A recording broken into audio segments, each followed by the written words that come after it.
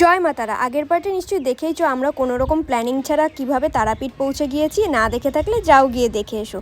তো সকাল সকাল ওই 4টে নাগাদ ঘুম থেকে উঠে সবাই স্নান করে ফ্রেশ হয়ে বেরিয়ে পড়লাম মন্দিরের দিকে। যাওয়ার পথে দেখি কত সুন্দর সুন্দর ফুলের মালা বিক্রি হচ্ছে আর সবাই ডেকে যাচ্ছে। কার দোকান থেকে কি নেব কিছুই বুঝে উঠতে পারছিলাম না। আগের দিন রাতে আমাদের এক পান্ডা দাদার সাথে কথা হয়েছিল, তো তার সাথেই যোগাযোগ করে আমরা মন্দিরে প্রবেশ করলাম। তারপর মন্দিরের ভেতরেরই এক দোকান থেকে আমরা সবাই পুজোর ডালা আর পাস বানিয়ে নিলাম। এবার আর কি, প্রতীক্ষার অবসান, মাকে দেখার পালা। লাইনে দাঁড়িয়ে পড়লাম মাকে দেখার জন্য। ভেতরে গিয়ে হয়তো বেশিক্ষণ দাঁড়াতে দেয়নি, কিন্তু যেইটুক সময় মাকে দেখতে পেয়েছি আলাদাই এক শান্তি অনুভব করেছি। তারপর গর্ভগৃহ থেকে বাইরে বেরিয়েও অনেকক্ষণ দাঁড়িয়ে মাকে মন প্রাণ ভরে দেখেছি। এছাড়া সেই পান্ডা দাদার দ্বারা আমাদের পুজোটা খুব সুন্দরভাবে আর তাড়াতাড়ি কমপ্লিট হয়েছে। তারা মা কী যে জাদু করলো বুঝতে পারছি না। পুজো দিয়ে মনে হচ্ছে আবার কবে আসবো, খুব তাড়াতাড়ি আসার চেষ্টা করব। শুধুমাত্র মায়ের টানে মানুষ দূর দূরান্ত থেকে এসে এই জেনারেল লাইনে ঘন্টার পর ঘন্টা কষ্ট করে দাঁড়িয়ে থাকে মায়ের একটা ঝলক পাওয়ার জন্য। এই হলো মায়ের মহিমা। মন্দিরের চারপাশটা ভালোভাবে ঘুরে আমরা চলে গেলাম পুকুর পাড়ে। পুকুর পাড়ে নাকি মনের ইচ্ছা জানিয়ে সুতো বাঁধলে সেটা পূরণ হয়, তো আমরাও সেটাই করলাম। তারপর হাঁটতে হাঁটতে চলে গেলাম সাধক বামাখ্যাপার সাধনা স্থল দেখতে। সেখানে গিয়ে দেখি সেখান থেকে চলে গিয়েছি তারাপীঠ মহাশ্মশানে।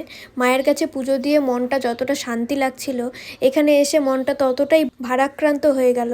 কারণ কি, আমরা যে যাই হই না কেন সবার শেষ যাত্রা এইখানেই। কেমনই জানি লাগছে জায়গাটা, তাই ওখানে বেশিক্ষণ না থেকে আমরা চলে গেলাম সাধক বামাখ্যাপার সমাধিস্থল বা সমাধি মন্দির যেটাকে বলে সেখানে গিয়ে চারপাশটা ঘুরে দেখলাম। আর ওখানেও একটা পুচকুর সাথে দেখা হয়ে গেল, দেখে দৌড়ে দৌড়ে আসছিল। ওখানেও দেখলাম সবাই পুজো দিচ্ছে, তাই আমরাও ওখান থেকেই ধূপকাঠি মোমবাতি কিনে নিয়ে পুজো দিয়ে নিলাম। কিছুক্ষণ সময় কাটিয়ে আমরা আবার ওখান থেকে বেরিয়ে পড়লাম, কারণ কি রাতের টিকিট করা আছে ট্রেনের। আর আগের দিন রাতেও ঠিকঠাক ঘুম হয়নি, গল্প করেই সময় কেটে গিয়েছে, আবার ভোরবেলাতে উঠতেও হয়েছে। ভাবছিলাম হোটেলে গিয়ে একটু ঘুমাবো, রেস্ট করব, আর প্যাকিংও করতে হবে, অনেক কিছু কেনাকাটাও হয়ে গিয়েছিল।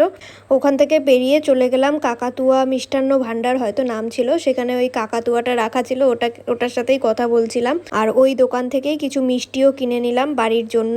এবার বলি আর একটা ঘটনা। হোটেলে গিয়ে ফ্রেশ হয়ে প্যাকিং কমপ্লিট করে আমরা ট্রেনের টিকিটটা যখন চেক করি দেখি তখনও কনফার্ম হয়নি। রাতের টিকিট, হয়তো যাওয়ার 3-4 ঘন্টা আগে কনফার্ম হতেও পারে, নাও হতে পারে। তাই আমরা ভেবেছি যে এখন যদি অন্য ট্রেনের টিকিট পাই তো আমরা বেরিয়ে পড়বো। যেমন ভাবা তেমন কাজ, টিকিটও পেয়েছি আর বেরিয়েও পড়েছি। না ঠিকঠাক ঘুম, না ঠিকঠাক রেস্ট, না খাওয়া দাওয়া।